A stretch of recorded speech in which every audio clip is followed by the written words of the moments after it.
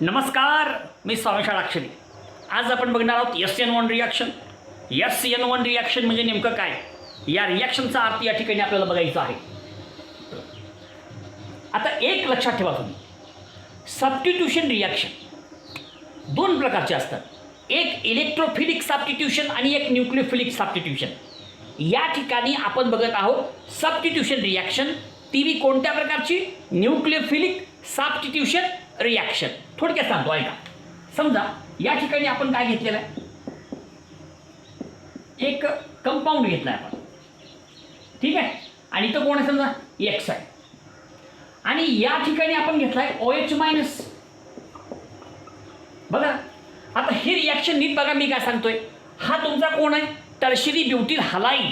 हा कोण आहे, OH मायनस. ह्याच्यावरती कुठला चार्ज आहे, निगेटिव्ह. तुम्हा सर्वांना माहीत आहे, जर एखाद्या स्पेसिसवरती निगेटिव्ह चार्ज असेल तर त्या स्पेसिसला न्यूक्लियोफाइल असं म्हणतात. याच्यावरती चार्ज कोणता आहे, निगेटिव्ह, आणि त्याच्यामुळे त्याला आपण काय म्हणतो, न्यूक्लियोफाइल. ओके.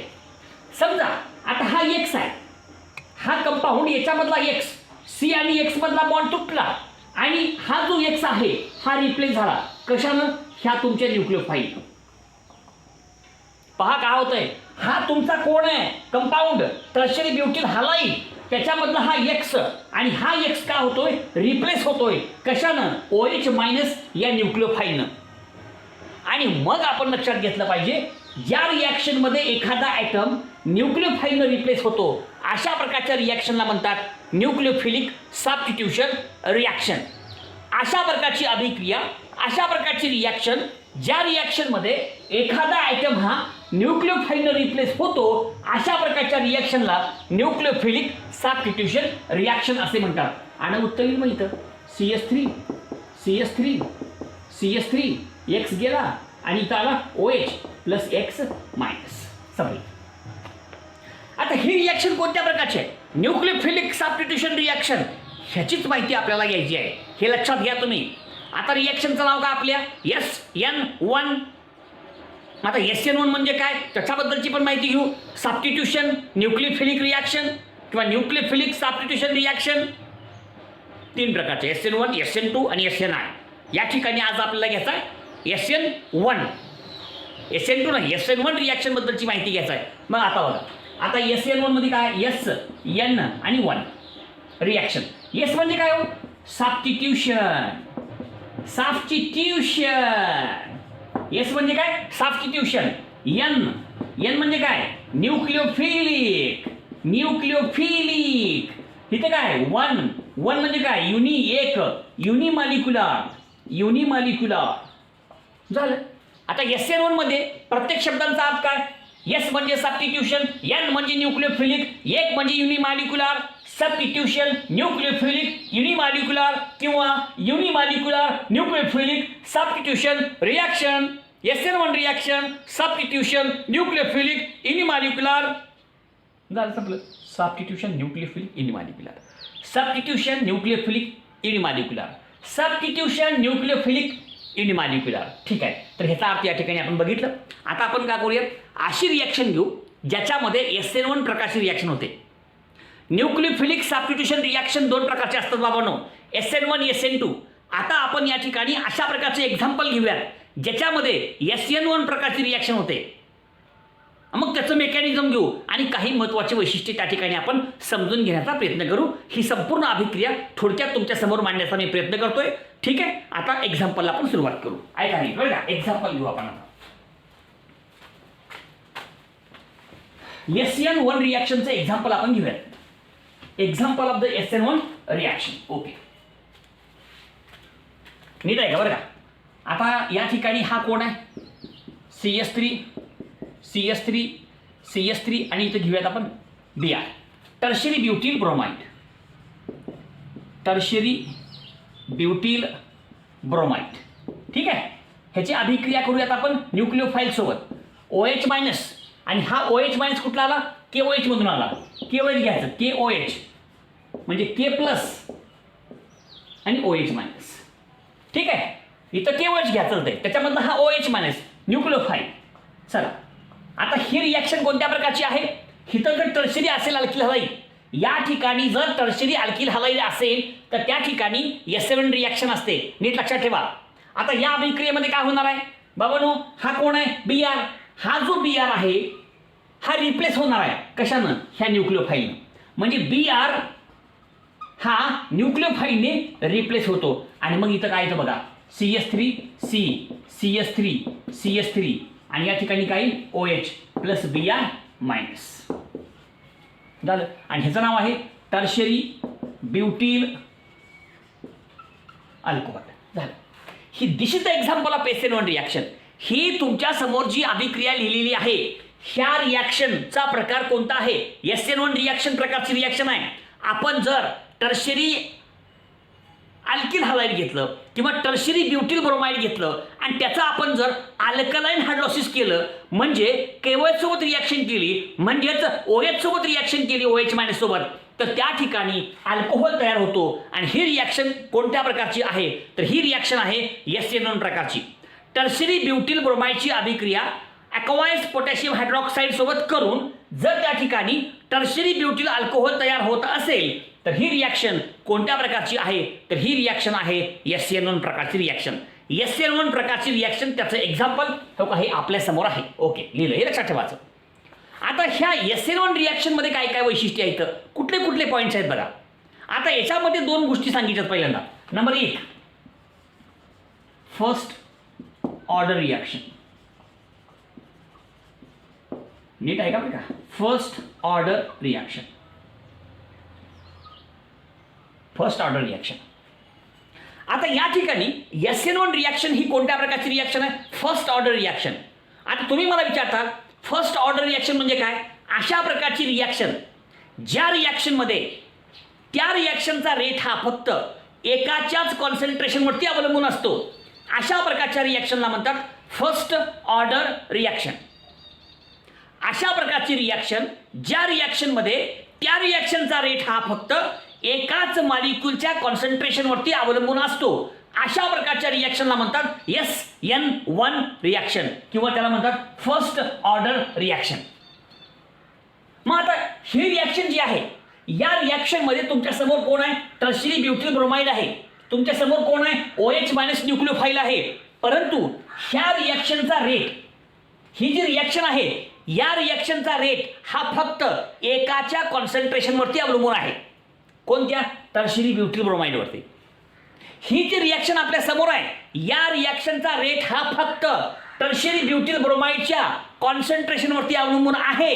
या रिॲक्शनचा रेट OH मायनस या न्यूक्लिओफाईलच्या कॉन्सन्ट्रेशनवरती अवलंबून नाही. म्हणजे या रिॲक्शनचा रेट हा फक्त एकाच मॉलिक्यूलच्या कॉन्सन्ट्रेशनवरती अवलंबून आहे. म्हणून ही रिॲक्शन फर्स्ट ऑर्डर रिॲक्शन आहे. बघा नीट लक्षात घ्या. आणि म्हणून या ठिकाणी आपण लिहू शकतो रेट हे कशावरती अवलंबून आहे, rate is equal to K concentration of tertiary butyl bromide. झालं, असं लिहायचं. म्हणजे काय हो, म्हणजे SN1 रिॲक्शन जी आहे ही आपल्या समोर एक्झाम्पल घेतलंय. ह्या रिॲक्शनचा रेट हा फक्त टर्शरी ब्युटील ब्रोमाइड या एकाच मॉलिक्यूलच्या कॉन्सन्ट्रेशनवरती अवलंबून आहे. या रिॲक्शनचा रेट हा OH मायनस या न्यूक्लिओफाईलच्या कॉन्सन्ट्रेशनवरती अवलंबून नाही. ठीक आहे. मग ह्याचा नेमका अर्थ काय, याचा अर्थ असा होतो की तुम्ही जर टर्शरी ब्युटील ब्रोमाइड याचं कॉन्सन्ट्रेशन कमी जास्त केला तर रिॲक्शनचा रेट सुद्धा कमी जास्त होतो. रेट म्हणजे गती. रेट म्हणजे गती. रेट या शब्दाचा अर्थ होतो गती. बाबांनो, ही रिॲक्शन या रिॲक्शनचा रेट हा फक्त एकाच मॉलिक्यूलच्या कॉन्सन्ट्रेशनवरती अवलंबून आहे. तो मॉलिक्यूल म्हणजे टर्शरी ब्युटील ब्रोमाइड. समजलं का? म्हणजे तुम्ही टर्शरी ब्युटील ब्रोमाइडचं कॉन्सन्ट्रेशन कमी जास्त केलात रिॲक्शनचा रेट सुद्धा कमी जास्त होतो. परंतु तुम्ही जर OS मायनसचं कॉन्सन्ट्रेशन कमी जास्त केलात तर त्या ठिकाणी रिॲक्शनवर कसलाही परिणाम होत नाही. तुम्ही OH मायनसचं कॉन्सन्ट्रेशन वाढवा, काहीच फरक पडत नाही. OH मायनसचं कॉन्सन्ट्रेशन कमी करा, काहीच फरक पडत नाही. परंतु आपण जर टर्शरी ब्युटील ब्रोमाइडचं कॉन्सन्ट्रेशन कमी जास्त केलो तर रिॲक्शनचा रेट सुद्धा बदलतो, कमी जास्त होतो. म्हणजे आपल्या रिॲक्शनचा रेट हा ह्याच्या कॉन्सन्ट्रेशनवरती अवलंबून आहे. म्हणून ही रिॲक्शन आहे फर्स्ट ऑर्डर रिॲक्शन. ओके, एक वाक्य. दुसरं वाक्य सांगतो. युनिमॉलिक्युलर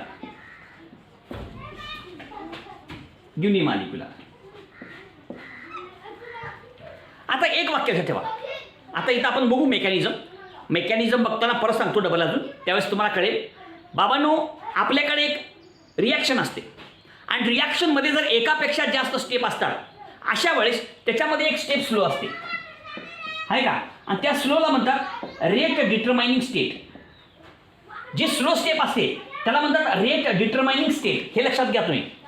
एखादी रिॲक्शन जर 2, 3, 4, 5 स्टेपमध्ये होत असेल तर ह्या सगळ्या स्टेपचा विचार करायचा नाही. ह्या सगळ्या स्टेपपैकी एक स्टेप जी सावकाश होते, जी स्लो आहे, त्याच स्टेपचा विचार करायचं आणि त्याला म्हणायचं रेट डिटरमाइनिंग स्टेट. आणि या रेट डिटरमाइनिंग स्टेटमध्ये किती मॉलिक्युल्स आहेत बघायचं. या रेट डिटरमाइनिंग स्टेटमध्ये एकच मॉलिक्यूल असेल, that reaction is called as unimolecular. आणि ह्या रिॲक्शनमध्ये रेट डिटरमाइनिंग स्टेटमध्ये फक्त एकच मॉलिक्यूल असतो, म्हणून ही रिॲक्शन आहे युनिमॉलिक्युलर. म्हणजे ह्याच्यामध्ये फक्त एकच मॉलिक्यूल असतो. स्लो स्टेपमध्ये किंवा रेट डिटरमाइनिंग स्टेटमध्ये एकच मॉलिक्यूल असतो आणि म्हणून ह्या रिॲक्शनला म्हणतात युनिमॉलिक्युलर रिॲक्शन. तर हे वैशिष्ट्य आहेत, फर्स्ट ऑर्डर रिॲक्शन आणि युनिमॉलिक्युलर. आता मेकॅनिझम कसं होतं आणि त्याची काय काय वैशिष्ट्ये आहेत त्याच्याबद्दलची माहिती या ठिकाणी आपण घेऊयात आणि एसएन रिॲक्शन नेमकं कशी होते त्याची सविस्तर माहिती घेऊयात. लिहून घ्यावं.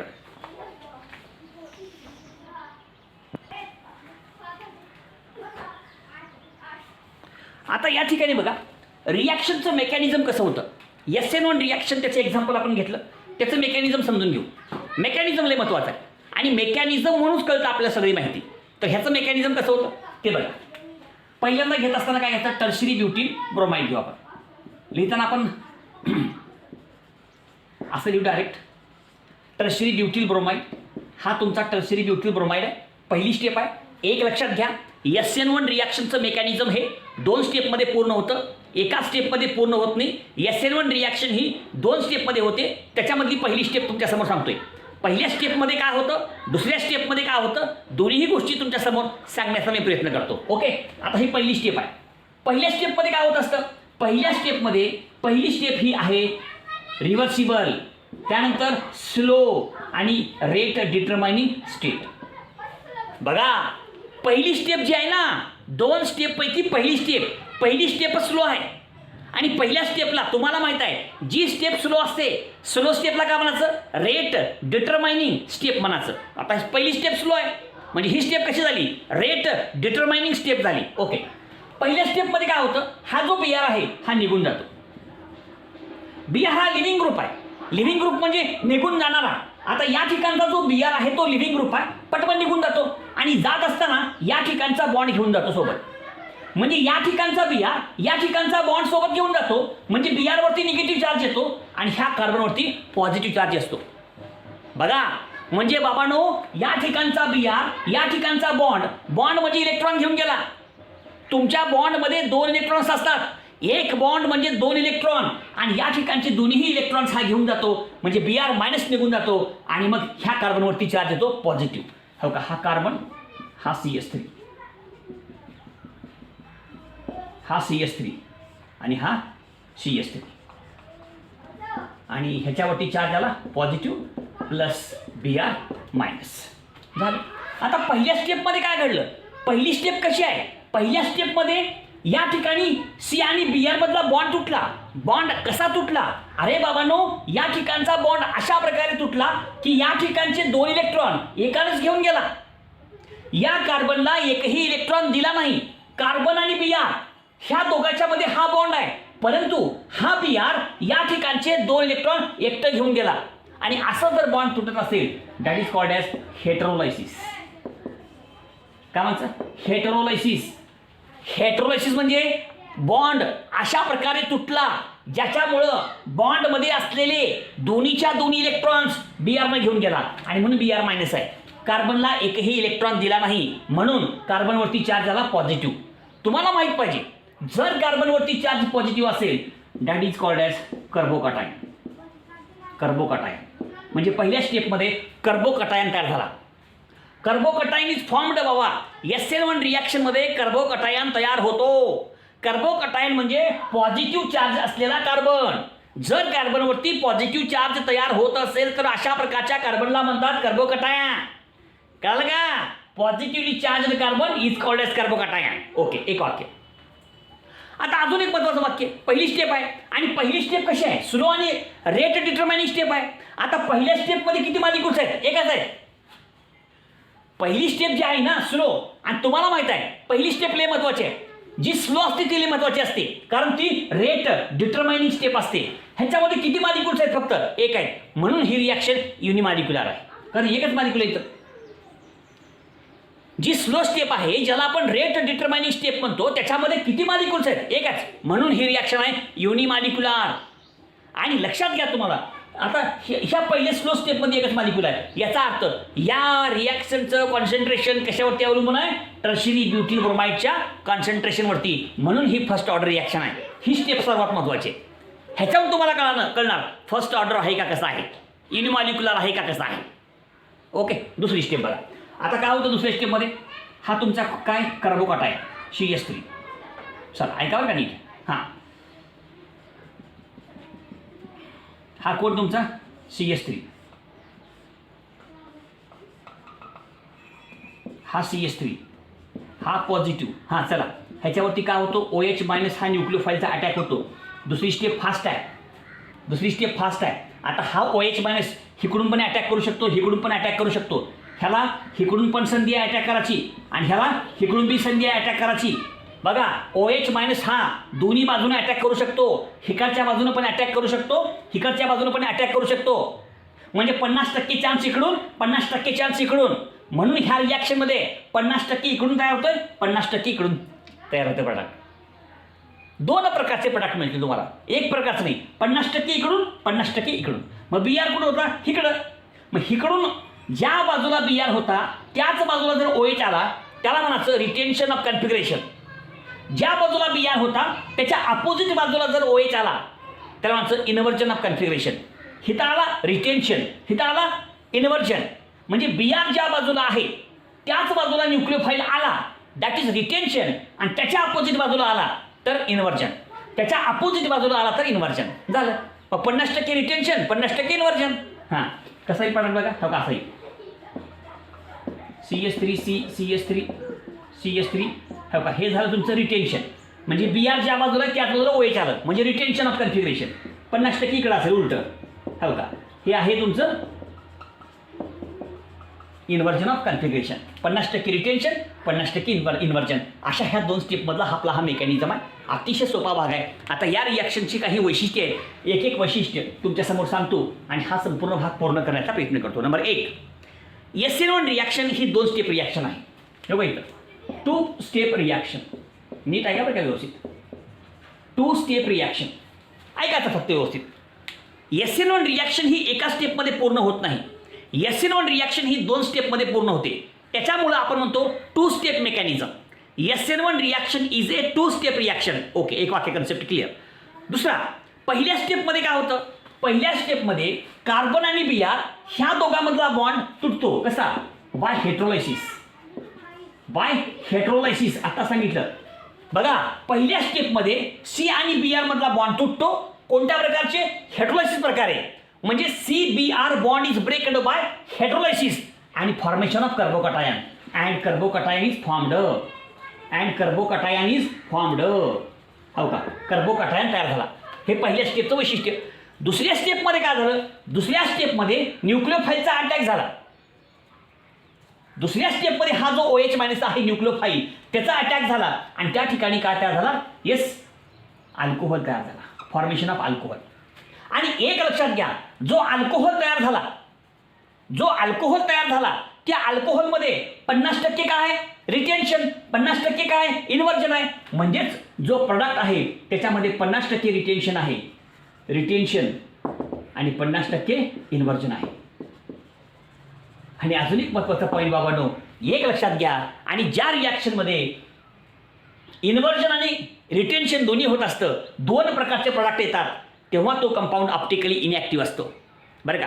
हे डेक्स्ट्रो असेल तर हे लिओ आहे, हे लिओ असेल तर हे डेक्स्ट्रो आहे. आणि तुम्हाला माहित आहे डेक्स्ट्रो लिओचं मिक्सर झालं हे. आणि डेक्स्ट्रो लिओचं मिक्सर म्हणजे काय, रेसिमिक मिक्सर. म्हणजे या ठिकाणी काय तयार होतं, रेसिमिक मिक्सर तयार होतं. Racemic mixer is formed in this reaction. आणि जे कसं असणार आहे ऑप्टिकली इनॅक्टिव्ह. म्हणून या ठिकाणचा प्रोडक्ट ऑप्टिकली इनॅक्टिव्ह आहे, कारण या रिॲक्शनमध्ये तयार होणारा प्रोडक्ट हा कसा आहे रेसिमिक मिक्सचर. रेसिमिक मिक्सचर कसं हा 50% असेल, हा 50% असेल, 50% डेक्स्ट्रो असेल तर 50% लिओ असेल. तर हे सगळे महत्त्वाची वैशिष्ट्ये आपल्या समोर आहेत. याच्यामधला प्रत्येक भाग त्या ठिकाणी आपण काळजीपूर्वक लक्षात घ्यायचा आहे आणि लक्षात ठेवायचं आहे. अशा प्रकारची आपली ही संपूर्ण अभिक्रिया जी तुमच्या समोर या ठिकाणी मी मांडलेली आहे. ओके, तर हा संपूर्ण भाग लक्षात घ्या. ही आहे आपली SN1 रिॲक्शन. अतिशय सोपी आहे, त्याचं संपूर्ण स्पष्टीकरण तुमच्यासमोर मी लिहिलं आहे. ही सगळी माहिती आपल्या समोर आहे. लाईक करा, शेअर करा, सबस्क्राईब करा. धन्यवाद.